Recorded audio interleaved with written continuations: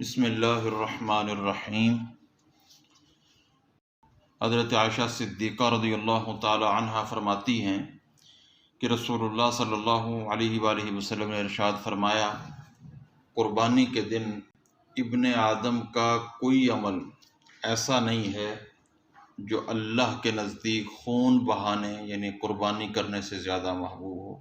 بڑی بڑی عبادتیں ہیں، لیکن یوم نحر کو یعنی قربانی والے دن 10 ذوالحجہ کو سب سے افضل ترین عمل اللہ کے ہاں قربانی کرنا ہے۔ اور حضور نے فرمایا کہ بے شک قیامت کے دن وہ ذبح کیا ہوا جانور اپنے سینگوں، بالوں، کھروں کے ساتھ آئے گا، اور قربانی کا خون، یہ بھی ساتھ فضیلت دی کہ قربانی کا خون زمین پر گرنے سے پہلے اللہ تعالیٰ کے ہاں قبولیت حاصل کر لیتا ہے، لہذا فطیبوا بہا نفسا، خوش دلی کے ساتھ قربانی کیا کرو، اس کو اپنے اوپر بوجھ نہ سمجھو، کیونکہ یہ بڑی فضیلت کی چیز ہے۔ حضرت سیدنا زید بن ارقم رضی اللہ تعالیٰ عنہ فرماتے ہیں کہ صحابہ کرام علیہ رضوان نے عرض کیا رسول اللہ صلی اللہ علیہ وسلم، یہ قربانیاں کیا ہیں؟ تو حضور علیہ السلام نے ارشاد فرمایا، سنت ابیکم ابراہیم، تمہارے باپ ابراہیم علیہ السلام کی سنت ہے۔ صحابہ کرام رضوان اللہ تعالی علیہم اجمعین نے عرض کیا رسول اللہ، ان میں ہمارے لیے کیا ثواب ہے؟ آپ نے فرمایا ہر بال کے بدلے ایک نیکی ہے۔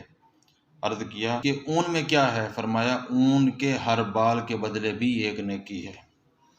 لہذا قربانی کرنا بہت ضروری ہے۔ قربانی نہ کرنے پر حدیث شریف میں بڑی وعید آئی ہے، اور یہ ایسی وعید ہے جو سن کر رونگٹے کھڑے ہو جاتے ہیں۔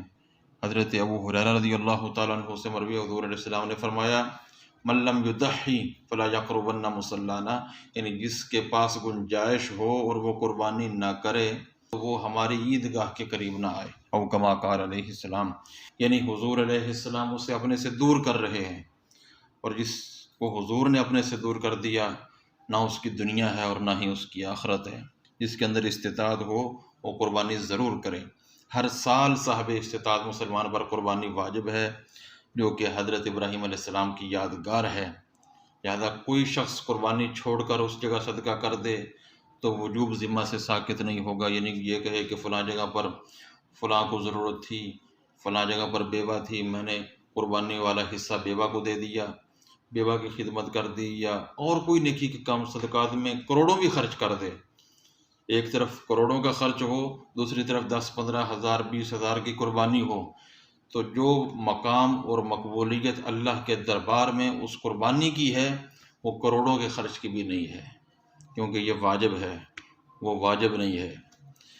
اور قربانی کی فضیلت میں سرکار دو عالم صلی اللہ تعالیٰ علیہ وسلم کا یہ ارشاد گرامی کافی ہے۔ آپ نے فرمایا اس کا پہلا قطرہ زمین پر گرنے سے پہلے تمام گناہ معاف کر دیے جاتے ہیں، یعنی جو اللہ کے ساتھ متعلق ہیں، حقوق اللہ کے گناہ ہیں، وہ معاف کر دیے جاتے ہیں۔